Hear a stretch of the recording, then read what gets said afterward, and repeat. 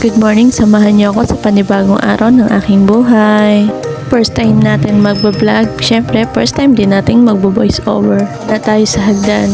Ito nga pala ay stop house namin. Aalis na nga pala ang iba kong kasama kaya alis na rin ako at maggagala. Ayan, magre-ready na tayo, mag-gloves para hindi umitim ang ating mga kamay. At syempre, wala tayong tagabukas ng gate kaya kailangan nating buksan mag-isa. Lagyan muna natin ng smiley ang mga dapat takpan para tayo ay safe.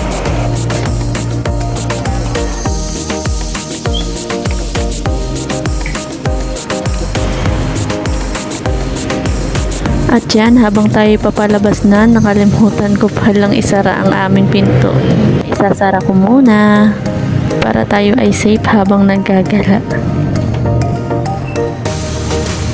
At ayan na nga, nasarado ko ng aming pinto, tayo ay ilalabas na.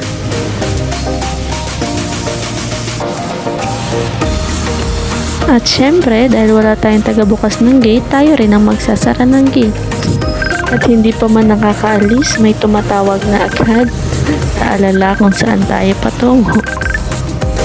Fast forward na tayo dahil ako ay magmamapa lang papunta sa aking pupuntahan. Blurred yung camera ko sa harapan dahil sa vibration ng motor ko. Dual cam lang naman ang cellphone ko ang gamit ko pang video. Yan, hindi na nakaiwas sa lubak.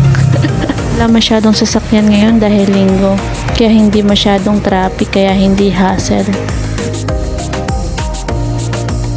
Tingin kaliwat kanan, kailangan nating maging alerto kasi maraming sumisingit. Sige lang, una lang kayo.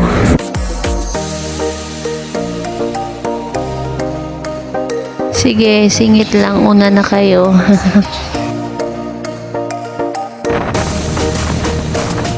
Naabutan pa tayo ng red light.